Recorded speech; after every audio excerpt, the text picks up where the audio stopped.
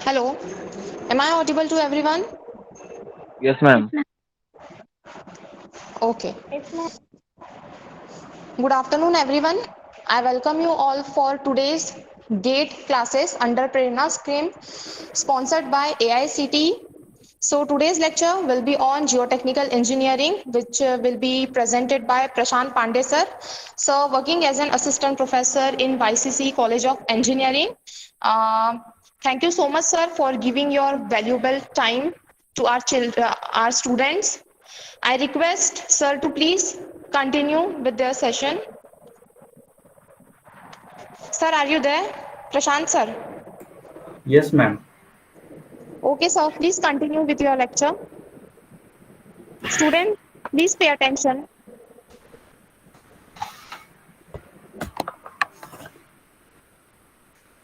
So good afternoon, all. I am Dr. Prashant Pandey from Department of Civil Engineering, YCC Nagpur. First of all, I would like to thanks to Shefali ma'am for handing over this session or this lecture for delivering geotechnical engineering presentation or subject related with gate or gate point of view. So my specialization is geotechnical engineering. That's why this is not. I will try to make justice with this. First, I'm sharing some PPT with you.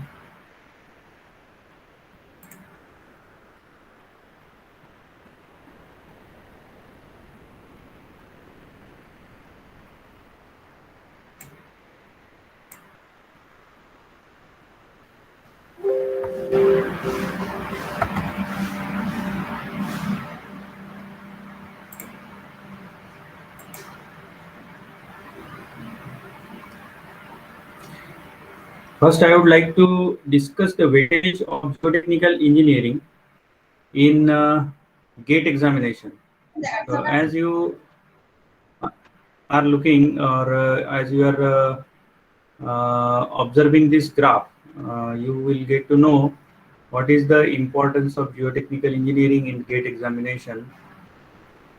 So, see 14 marks for geotechnical engineering, which is greater than all the other civil engineering subjects. So it is necessary to have depth knowledge of geotechnical engineering, and it is not that much. This subject is not that much complicated or hard as peoples are looking towards this subject.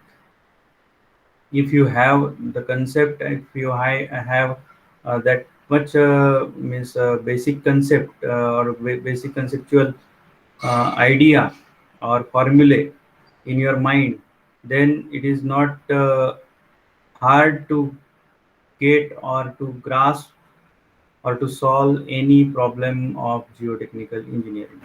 So let's start with our contents. Here Bishop methods is there, but Bishop methods is not a content with of soil mechanics. This is by mistake has come. Bishop method is related with stability of slope. So I'm not discussing this method here because this method is related with stability of slope, which is coming under foundation engineering, not coming under soil mechanics. So this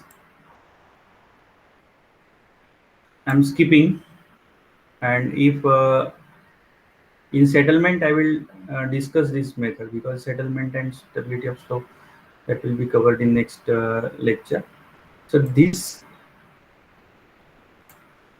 stress distribution in soil, Bossinus theory, pressure bulk, shallow foundation, effect of water table, and combine and draft footing is there.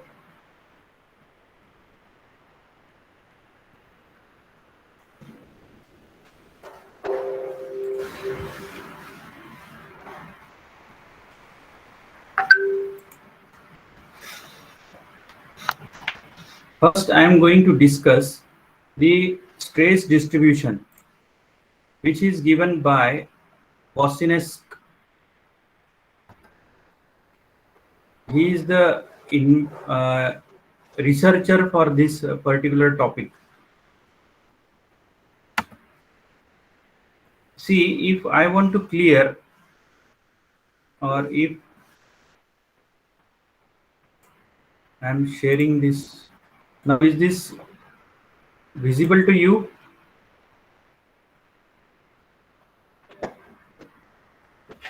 Yes, tell me. Yes, sir. Now it is. Now it is visible. So in stage distribution, see, one first is point load theory. Means Bosinesk has basically given the point load theory. Now, generally stress is indicated by sigma, and if we want, if anybody asks you to calculate sigma below ground at this particular point P at depth Z, how do you calculate sigma at P? If here and here it is sigma Z, so I need value of sigma Z. Can you tell me? Always sigma Z is calculated by what I'm saying.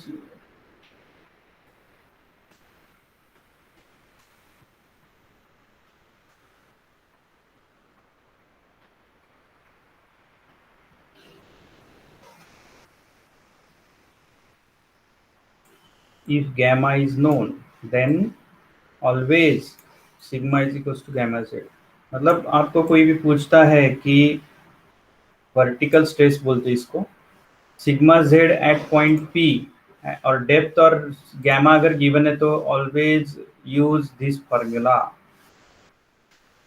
दूसरा basic formula, मतलब ये पहला basic formula है, stress is equals to force upon area, लेकिन soil में हम always gamma into Z निकालते हैं.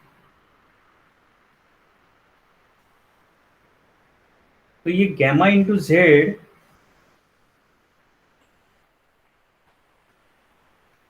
एक सिंपल फॉर्मूला है जिसमें गैमा यूनिट वेट है और जेड डेप्थ है. ये फॉर्मूला बहुत कम यूज होता है, which is basic formula.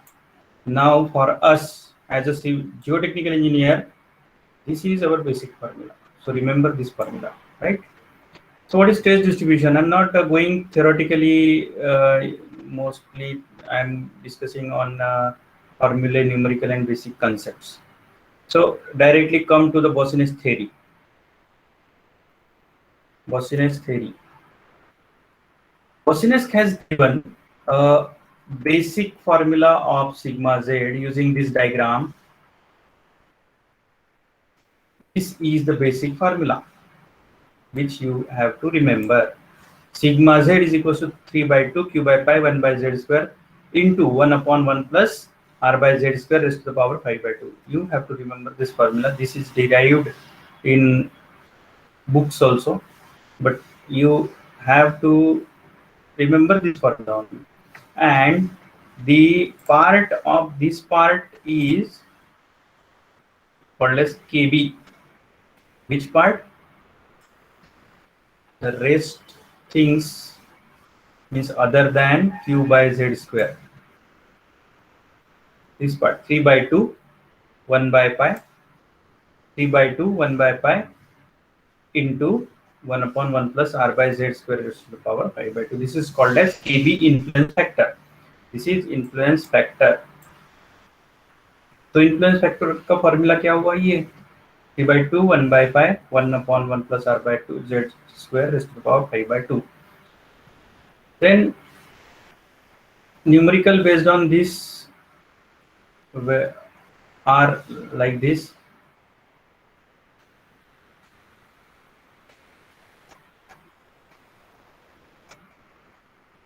So here some numericals I am showing you.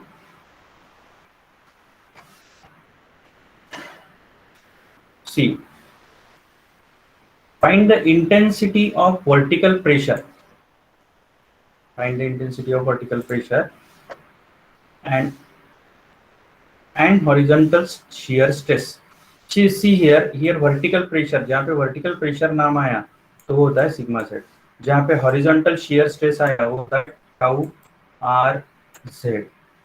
Tau r Z का फॉर्मूला मैं आपको बताऊंगा, but now I am focusing on sigma Z. तो सिग्मा जेड का फॉर्मूला लेना है आपको, उसके पहले एक डायग्राम निकाल लेना, छोटी सी ऐसे डायग्राम निकाल के रख देना। इसके ऊपर आपको पहले पॉइंट लोड दिया रहेगा, पॉइंट लोड दिया है 20 kilo Newton.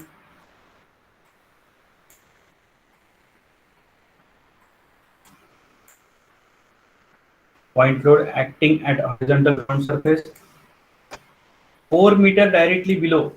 4 meter directly below means this point P is just below. Now we are having the formula sigma z is equals to 3 by 2 q by pi. I used to write this formula like this: 1 by z square into 1 upon 1 plus r by z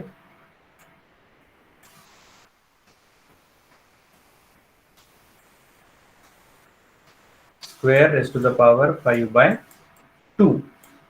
इसमें से हमें कौन सी value चाहिए? Q की value, Z की value और R की वैल्यू। अब Q R Z क्या होता है? तो ये होता है Z, मतलब कितना बिलो है पॉइंट, Z इक्वल्स टू कितना दिया है 4 मीटर बिलो, तो Z हो गया 4 मीटर। R होता है ये जो लाइन ऑफ एक्शन है इससे P का डिस्टेंस, ये लाइन ऑफ एक्शन है, P उसके जस्ट बिलो है, तो R की वैल्यू 0 हो गई।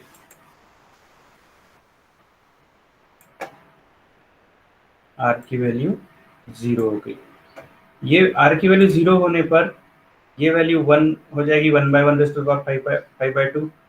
तो यहाँ पे आपको 3 by 2 q by pi means 20 by pi 1 by z4 square into 1। Likewise you will have to calculate। उसी में 2 मीटर हॉरिजॉन्टली अवे बोला है एट सेम डेप्थ, तो 2 मीटर हॉरिजॉन्टली अवे मींस यहाँ से दूर, वो किधर, इधर लो या फिर इधर लो, तो r इक्वल्स टू क्या हो जाएगा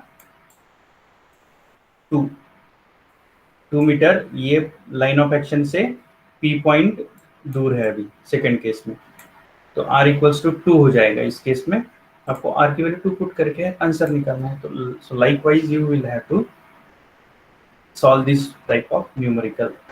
So you just remember this formula, very important formula। एक टाउ आर जेड का भी है, हॉरिजॉन्टल शियर स्ट्रेस का फॉर्मूला है, जो आपको यहाँ पे याद रखना है, वो ये है tau r z is equal to, same formula है, ओनली डिफरेंस इज दैट यहाँ पे आर एक ज्यादा पैरामीटर दिया है, आर यहाँ पे आर और यहाँ पे स्क्वायर की जगह पे क्यूब दिया है, बस इतना डिफरेंस है। बाकी formula as it is sigma के जैसा ही है। अब आर और यहाँ पे स्क्वायर लगा दो, आर निकाल दो, स्क्वायर लगा दो, तो आप ये फॉर्मूला सिग्मा जेड का हो जाएगा। तो टाउ आर जेड का भी फॉर्मूला आपको याद रखना है।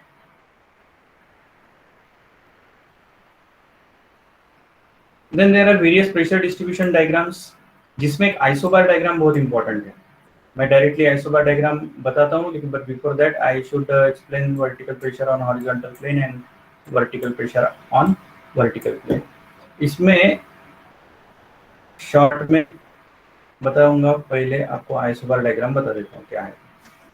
Isobar diagram is nothing but a pressure bulb which is imagine और फॉर्म्ड ड्यू टू प्रेशर और due to this applied load. यहाँ पे जो लोड आता है उसकी वजह से कितना इसका इफेक्ट कितने दूर तक जाता है वो ये बल्ब बताता है। जितना लोड ज्यादा रहेगा उतना प्रेशर बल्ब बड़ा रहेगा। अब मैं एक प्रेशर बल्ब बाहर बनाता हूँ, एक अंदर बनाता हूँ, तो प्रेशर ये बल्ब में ज्यादा रहेगा, ये बल्ब में कम रहेगा। ये प्रेशर बल्ब मतलब दिस इज द बल्ब, ये इसकी आउटलाइन जो है ये ऐसे पॉइंट से बनी हुई है। ये पॉइंट मतलब क्या बताते हैं, these points are having equal pressure intensity. Equal pressure intensity वाले पॉइंट्स आप जब जोड़ोगे तो आपको ये प्रेशर बल्ब बने दिखेगा। तो इसकी प्रेशर इंटेंसिटी हम परसेंटेज में यहाँ पे बताते हैं, तो ये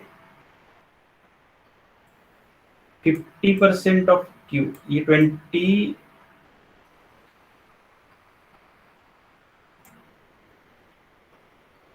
75% ऑफ क्यू, ये 50% ऑफ,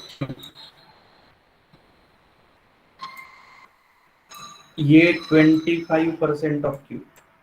मतलब ये जो बल्ब बना है ये कितने प्रेशर से बना है, तो ये जो प्रेशर है इसके 75%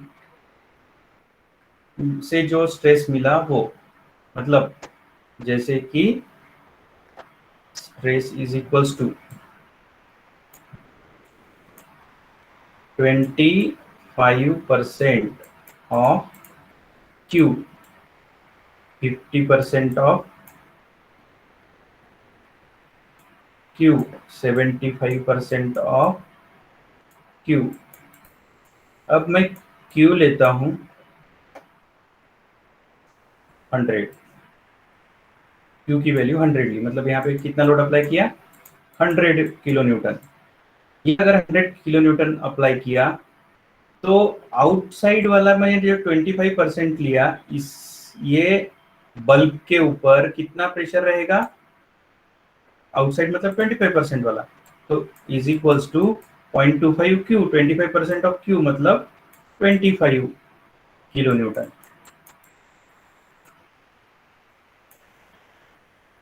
and for this 50 kilo newton per meter square, because here we are writing or we are discussing about sigma z. Here 75 kilo Newton.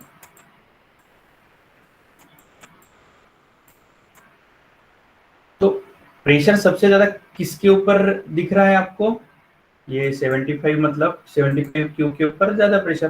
तो जितना ये बल्ब अंदर साइड में रहेगा, जितना पास में रहेगा उतना प्रेशर ज्यादा रहेगा। ऑब्वियसली लॉजिक वैसे ही है कि प्रेशर इसके आसपास ज्यादा रहेगा, जैसे जैसे आप दूर दूर जाते जाओगे इस लोडिंग एरिया से, वैसे वैसे प्रेशर कम कम होते जाएगा। आप यहाँ पे देखोगे तो इस यहाँ पे 25 के से भी कम रहेगा, 10 ही रहेगा। एक टाइम ऐसे आएगा कि ऐसा प्रेशर बल्ब बनाया जहाँ पे इसके बाद में कुछ भी लोड नहीं रहेगा या फिर इसका इफेक्ट कुछ भी नहीं रहेगा। तो ये प्रेशर बल्ब एक पर्टिकुलर ये प्रेशर इंटेंसिटी से निकाला जाता है, ठीक है। तो ऐसा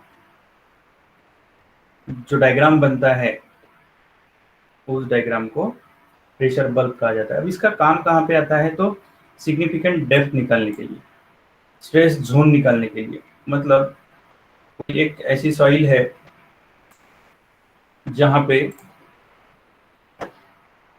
हम फाउंडेशन रखने जा रहे हैं, एक बिल्डिंग कंस्ट्रक्ट करेंगे, ये बिल्डिंग का फाउंडेशन यहाँ तक है फॉर एग्जांपल, और इसके नीचे वीक सॉइल है, सॉरी या फिर वाटर टेबल है, और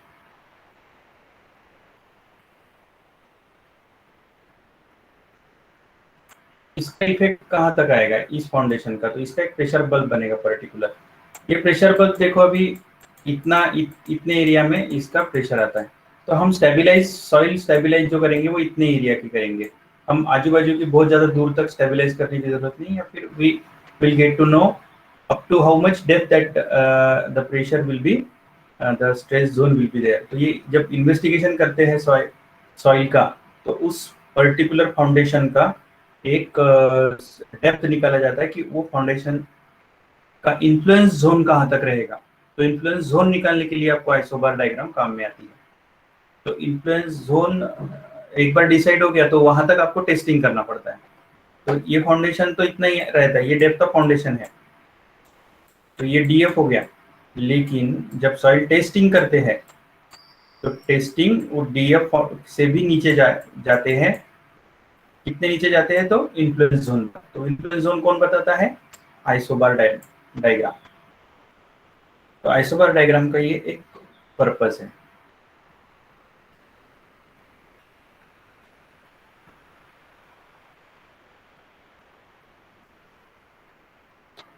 वर्टिकल प्रेशर डायग्राम ऐसी रहती है।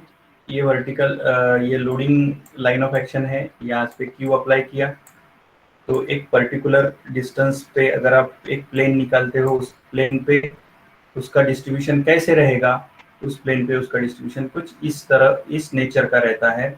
And when you will draw a line incline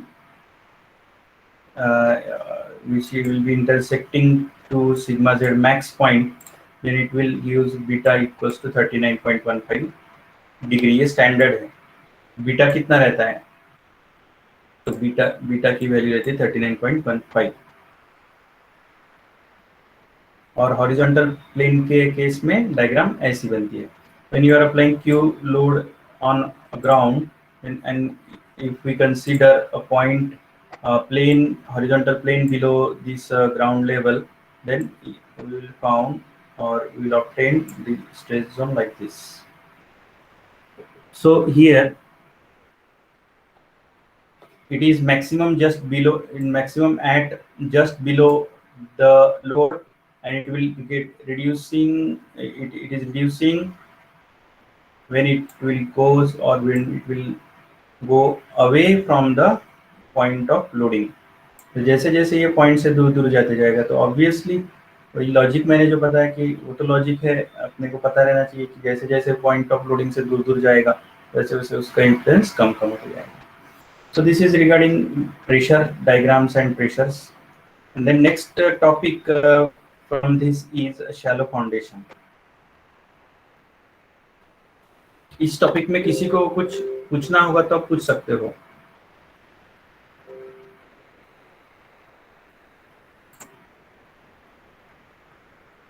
If anybody is having any doubt in this topic?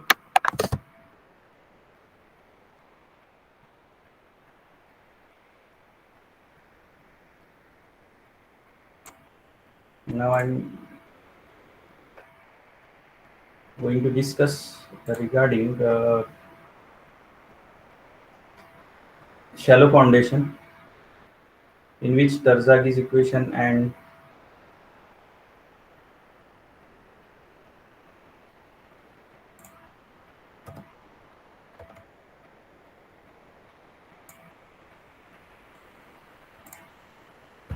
see in bearing capacity of shallow foundation, the foundation should design based on two criteria, that is first is bearing capacity criteria and second is settlement criteria. Bearing capacity criteria means we have to draft or draw a bearing capacity pressure load settlement curve in which we will obtain the bearing capacity, ultimate bearing capacity. Also some theoretical formulas were there, कुछ theoretical formulas है जैसे थे तरजागी ने दिए हैं for ultimate bearing capacity। theory discuss नहीं करेंगे हम, डायरेक्ट वो theory क्या है वो हम समझेंगे। अब उस theory में उन्होंने जो equation दिया है, I am directly switch over to that equation। See, these are the equations, but basic equation is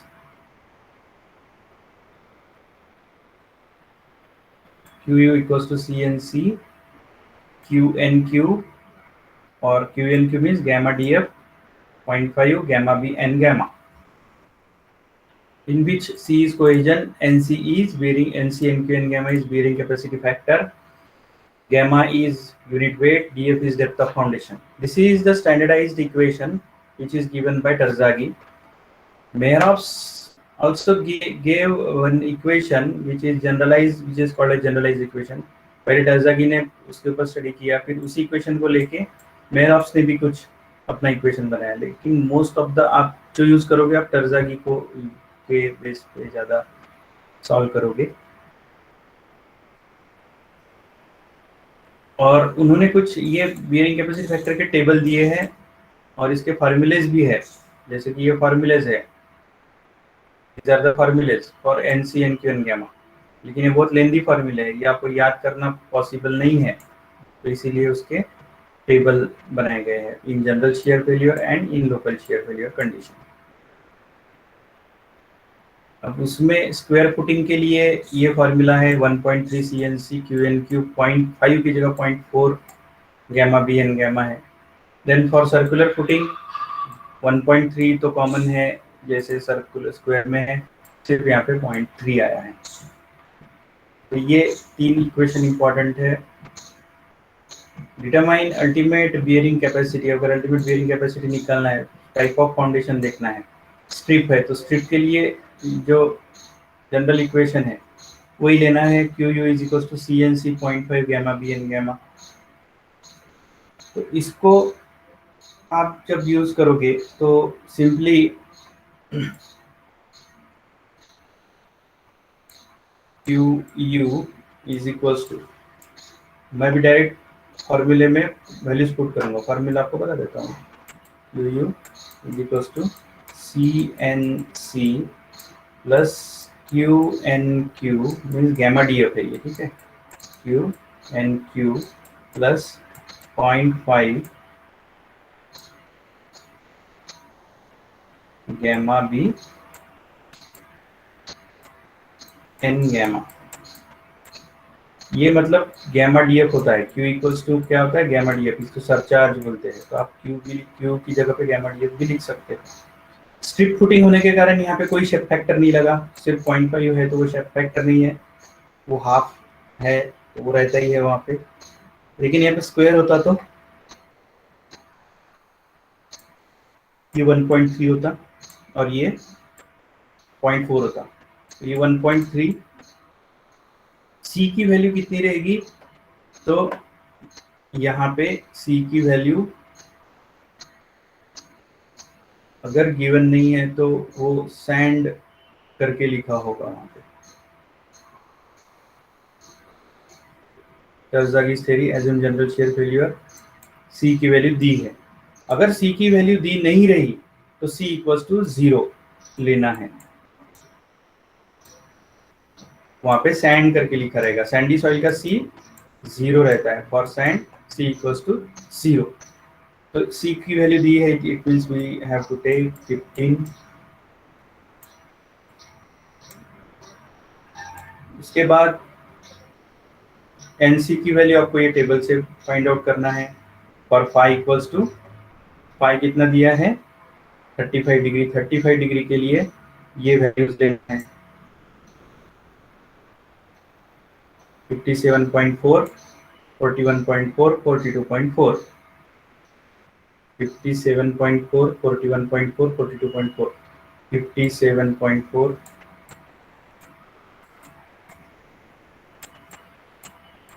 plus gamma DF, gamma 18 DF depth of foundation 1 metre,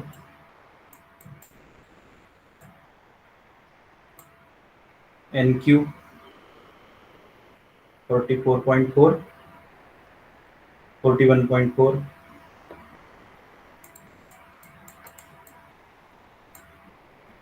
plus 0.5 gamma 18 and B width of foundation is 1.2 meter,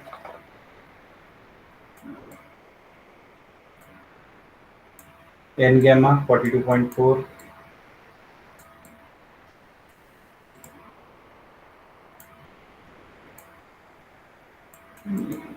after calculation you will get 2720, right? So this type of numericals, see here, calculation is given.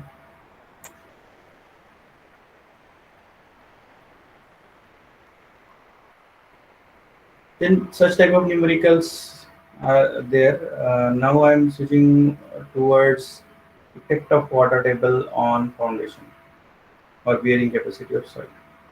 See, I am taking this example for effect of water.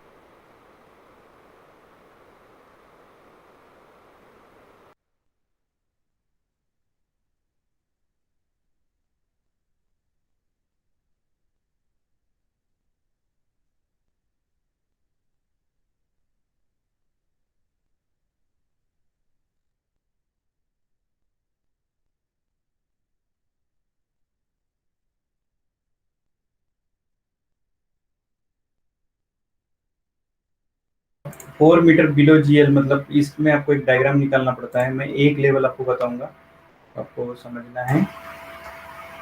जैसे कि 4 metre below GL बोला है, तो पहले क्या करना है आपको, एक लाइन और फाउंडेशन, ग्राउंड लेवल और फाउंडेशन पहले निकाल लेना है। ये ग्राउंड लेवल कितनी है, ग्राउंड से लेके डेप्थ ऑफ फाउंडेशन कितनी है, तो डेप्थ है 1.2 मीटर। ये 1.2 मीटर ले लिया यहाँ से, ये 1.2 मीटर हो गई। वाटर टेबल की डेप्थ दी है 4 मीटर, 4 मीटर मतलब 1.2 से ऑब्वियसली नीचे होगी। तो वाटर टेबल 4 मीटर आने के बाद यहाँ पे ये एक और डेप्थ चेक करना पड़ता है, जो है width of foundation. Width of foundation दी है 2 मीटर, तो ये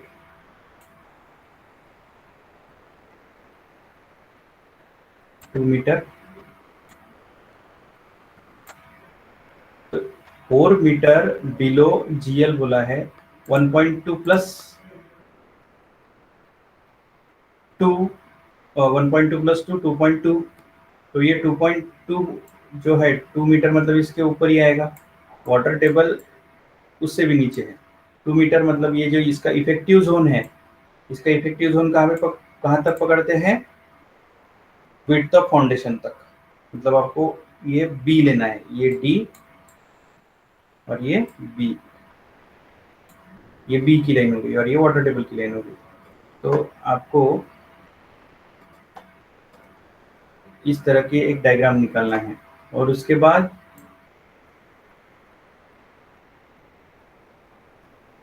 take formula for strip footing, because they have asked about strip footing. Strip footing का फॉर्मूला लिखा, उसके बाद for present case c is equals to 0 and put the value, further values of this we are applying correction factor। वही simple formula है, उसको सिर्फ correction factor apply करना है, वो भी किसको, सेकंड और थर्ड टर्म को। करेक्शन फैक्टर अप्लाई किए, सेकंड और थर्ड टर्म को करेक्शन फैक्टर अप्लाई करने के बाद यहाँ पे इस इक्वेशन में अभी एन क्यू और एन गैमा की वैल्यू पुट करो, 41.4, 42.4, ये 41.4 है, पुट किया। उसके बाद गैमा डी की वैल्यू, गैमा की वैल्यू फिलहाल पुट नहीं करना, डी की वैल्यू पुट कर लेना और बी की वैल्यू पुट कर लेना। Remaining value means value of gamma RW1 and value of gamma RW2 that will be variable for us। ये वेरिएबल रख के बाकी करके कैलकुलेट करके ऐसे नंबर्स निकाल लेना। अब ये एक स्टैंडर्ड इक्वेशन हो गया। अब ये केस में जाएंगे, हम इस पर्टिकुलर केस को डिस्कस करेंगे। Now first case that is 4 metre below GL. तो ये डायग्राम निकाली पहले, ये डायग्राम में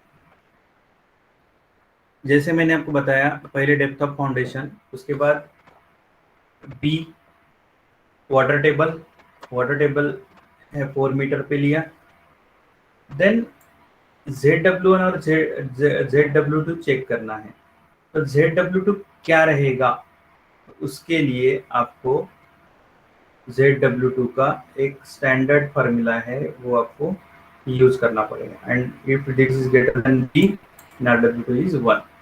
तो ZW2 का फार्मूला यूज करना है, उसका फार्मूला जैसे कि ZW2 की डेप्थ कितनी है, ZW2 means depth of water table below that particular level. Wait for 1 minute.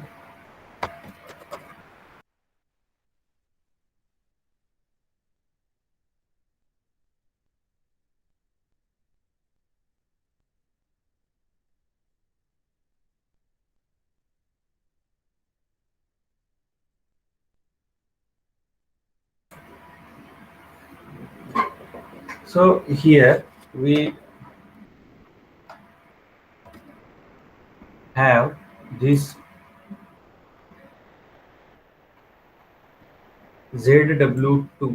ZW2 कितना रहेगा, ZW2 मीन्स ये जोन वाइड है, ZW2 यहाँ पे कितना आ रहा, टोटल दिस 4 मीटर माइनस 1.2, मतलब वाटर टेबल की depth from base of foundation, तो 2.8 आ रहा वो। RW1 is 1 because water table is much greater than this। तो RW1 कितना आ रहा है यहाँ पे 1, RW1 और RW2 इसका फॉर्मूला आपको यहाँ पे दिखेगा, ये RW1 RW2 है। तो RW2 is equals to RW1 is equals to 0.5 1 plus ZW1 upon D। अब हमारे पहले केस में ZW1 is equals to D है, उसकी वजह से RW1 1 आया, और RW2 की भी वैल्यू 1 ही रहेगी because this is greater than B। Hence there will be no effect of water table, also gamma is equals to 16.8। तो यहाँ पे ड्राई यूनिट वेट ही लेना है, सैचुरेटेड यूनिट वेट नहीं लेना है। QF is equals to 49.68 16.8, ये तो ये यूनिट वेट लिया, और RW2 और RW2 1 लिया, तो आपको ये वैल्यू मिल जाएगी। QA is equals to QU upon factor of safety. Actual footing load आपको न्यूमेरिकल में दिया रहेगा, 400 दिया है। FS is equals to ultimate bearing capacity upon actual load या फिर अप्लाइड लोड। हाँ, ये तो ये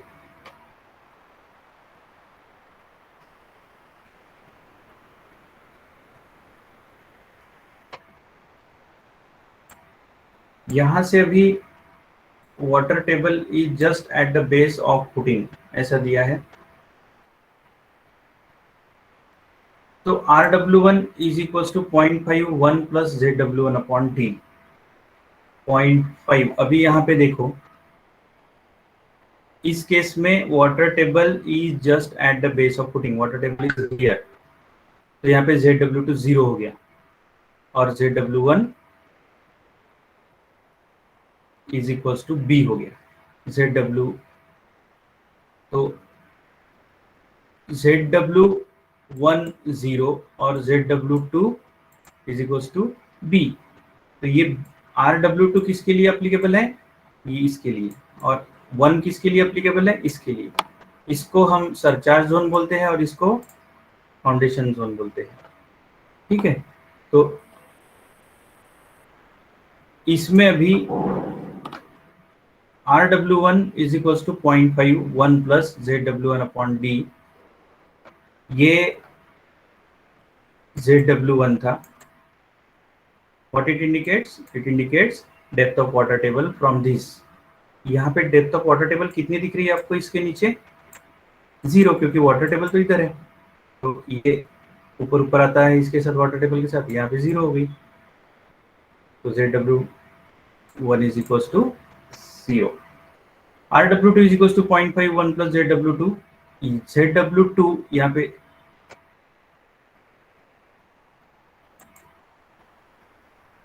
it is equals to 1.2, so that's why it is taken as 1 plus 1।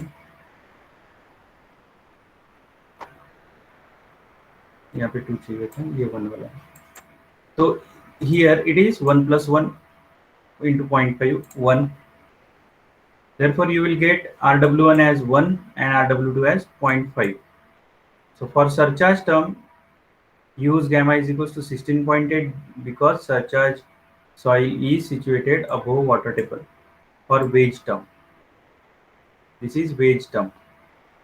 अब ये वाटर टेबल है तो यहाँ पे गैमा सेट लगेगा, इस टर्म को गैमा सेट लगेगा।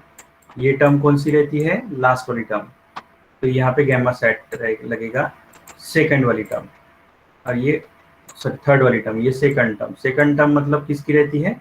It is unit weight term और surcharge term. In surcharge term RW1 is 1 and water table नीचे है इसके, पानी तो इधर है, इधर पानी ना होने के कारण यहाँ पे गैमा रहेगा और यहाँ पे गैमा सेट रहेगा। तो हमने गैमा और गैमा सेट लिया। U is equals to 1248. Factor of safety is equals to QU upon QA 1248 upon 400. Then water table at 2.5, तो अभी आपको ये सॉल्व करने में कोई दिक्कत नहीं होगी ऐसे लगता है। So here मैं सिर्फ आपको RW1 RW2 बता देता हूँ, बाद में बाकी का। See here, ये जैसे कि यहाँ पे हमने डिस्कस किया, ये फर्स्ट ZW1 के लिए रहेगा और इसके नीचे ZW2 के लिए रहेगा। ये ZW2 कितना आ रहा? 2.5 माइनस 1.2। ZW2 कितना आ रहा? 2.5। 2.5 वाटर टेबल की डेप्थ बिलो GL है, 2.5 minus 1.2, it is 1.3. So RW2 is 0.5 into 1 plus ZW2 upon B is equals to 0.5 into 1 plus 1.3 by 2. So likewise, you will have to calculate all the things. If water table is in between two levels, अब ये इसमें आधी term इसमें जा रही, जैसे कि ये कौन सी टर्म है? सरचार्ज टर्म, मतलब फर्स्ट वाली टर्म है, सेकंड टर्म है। तो ये इसमें आधा पानी है, आधी ड्राई है, मीन्स इसको गैमा एवरेज लेना पड़ता है। गैमा एवरेज का फार्मूला यहाँ पे दिया हुआ है। You can refer BC Punmia for this, it is available online also. ऐसे वाटर टेबल के न्यूमेरिकल्स है बहुत सारे। Then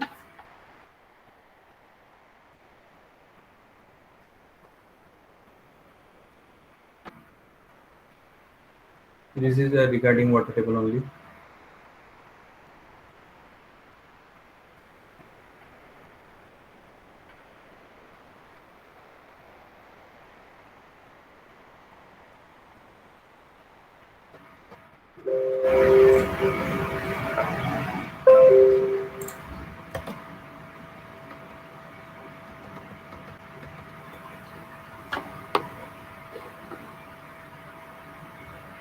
Now I'm going to discuss or show you some GATE questions.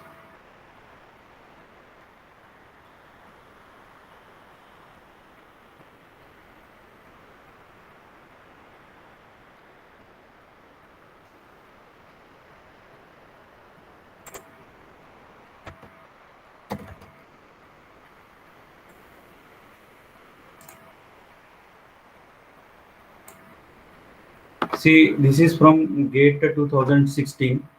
4-meter wide strip footing is founded at a depth of 1.5 meter ground surface in C5 soil as shown in figure.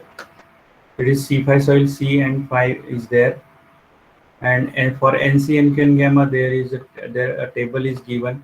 The value of bearing capacity factor for different phi are given below. This is the situation given. Gamma bulk is given and gamma W is also given. Now the water table is at depth 5 meter below, 5.5 meter below. Here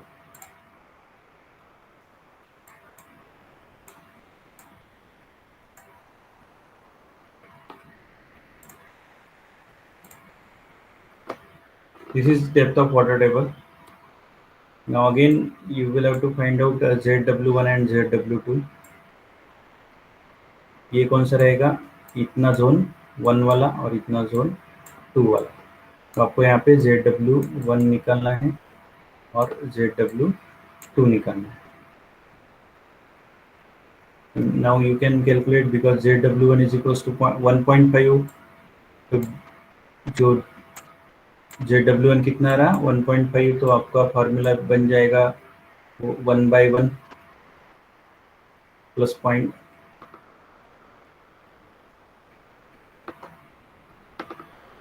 तो इसका RW1 कितना आएगा 1।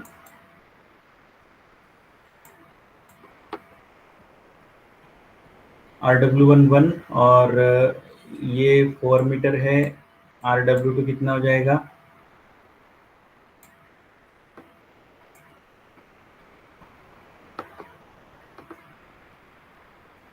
ये इससे भी नीचे, तो यहाँ पे कोई भी वाटर टेबल इफेक्ट नहीं आएगा, तो RW2 भी, क्योंकि ZW2 इक्वल्स टू 4 है और 4/4 हो जाएगा। ZW2/B रहता है, तो 4/4 RW2 इज इक्वल्स टू 1। ये 1 अगर आ गया तो there will not be any effect of water table because water table is much greater than this. तो आपको ये जो फॉर्मूला है RW1 का RW2 का ये याद रखना है along with 3 formulas from bearing capacity. First is strip footing, circular and square footing. Then these are the shape factors given by Terzaghi and used in IS code also. तो और एक topic आपके इसमें था वो है combined footing.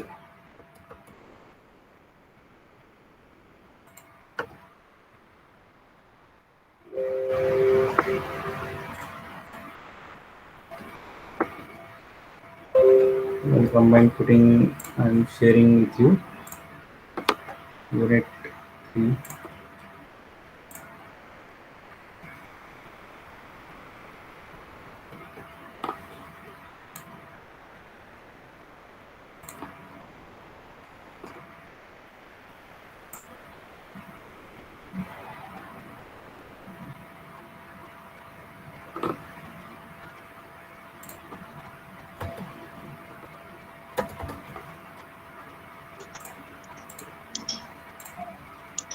Is this visible to you now? Yes. See, combined footing and draft footing is also coming under shallow foundation. So these are the various types of shallow footing.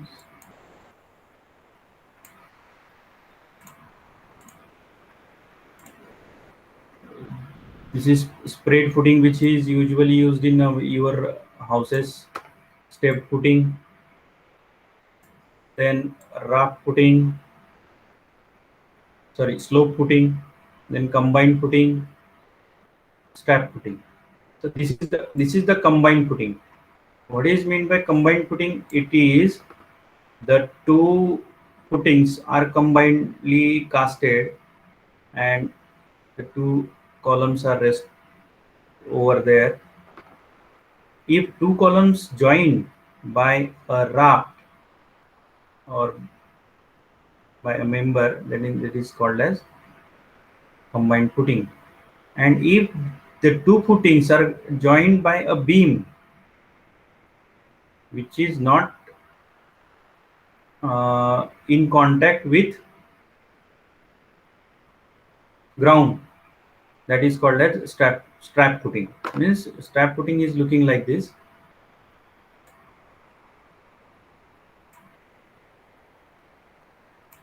दो footing रहती है जिसको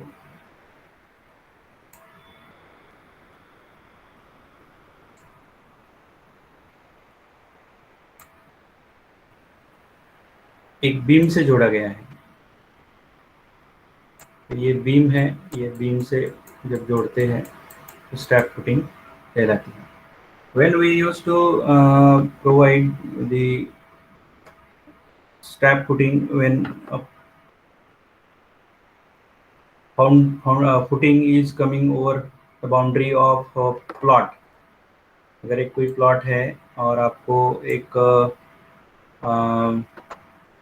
compound wall का footing अगर बांधना है और आपकी बिल्डिंग या इतनी है, and if your neighbor is not allowed to spread your footing area inside his plot, then you will have to cut your slab or footing in this direction and attach that footing to the footing of column of building.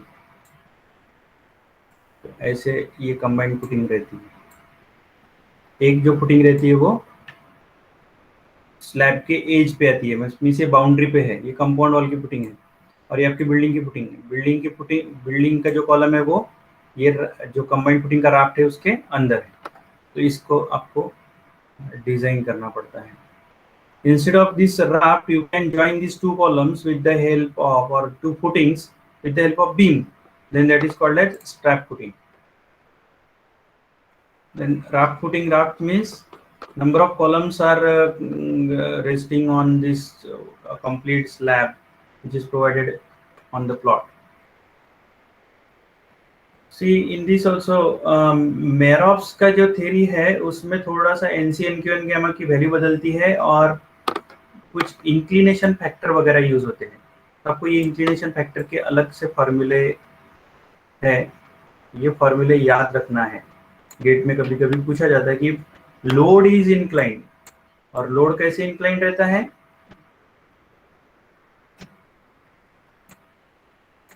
वो inclination किसके साथ रहता है? Vertical के साथ.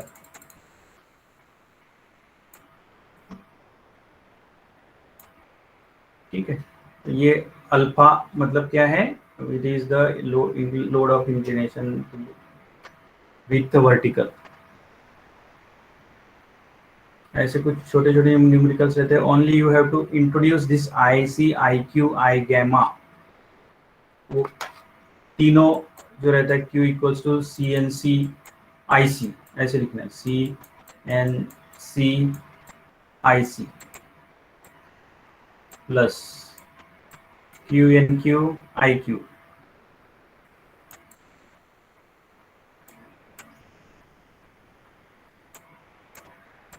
IQ plus 0.5 gamma BN gamma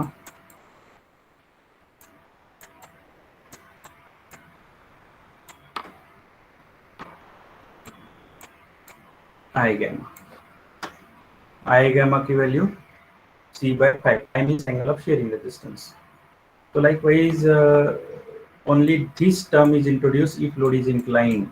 ये मेरॉफ्स ने equation दिया है. ठीक है, तो इस तरह के न्यूमेरिकल्स रहते हैं. और इसमें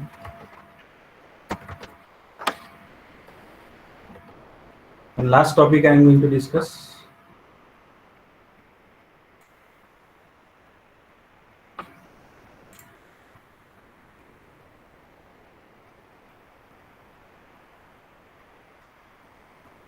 जो डिजाइन रहता है कंबाइंड और मैट फुटिंग का.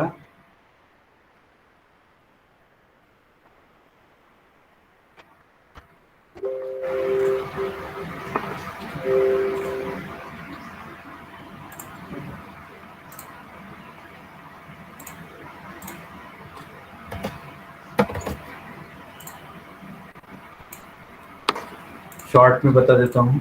हाँ, ये कंबाइंड और मैट फुटिंग को इस तरह डिजाइन किया जाता है. See here the section of the mat footing, sorry combined footing. This is exterior column. Exterior means जो कंपाउंड वॉल के ऊपर रहता है. इंटीरियर मीन्स जो अपना बिल्टअप एरिया का बिल्डिंग का कॉलम है उसको कनेक्ट किया है. उसको डिजाइन फुटिंग को डिजाइन करने के लिए आपको सॉइल प्रेशर लगता है, जो सॉइल प्रेशर गिवन रहता है. With the help from this, by using this data, there is a design, and after designing, these are the some steps for designing. after designing, you will have to draw BMD and SFD and BMD.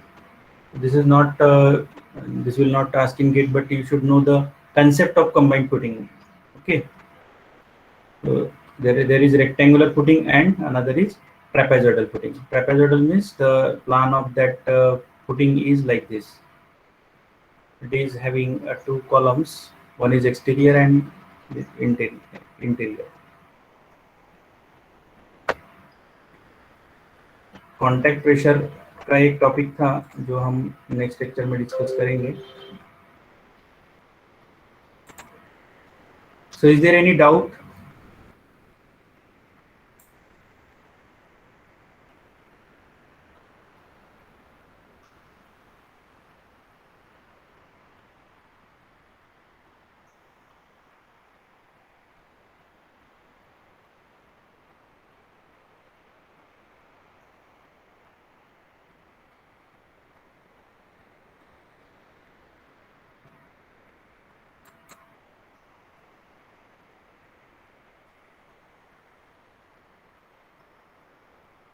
So I think this is time is over.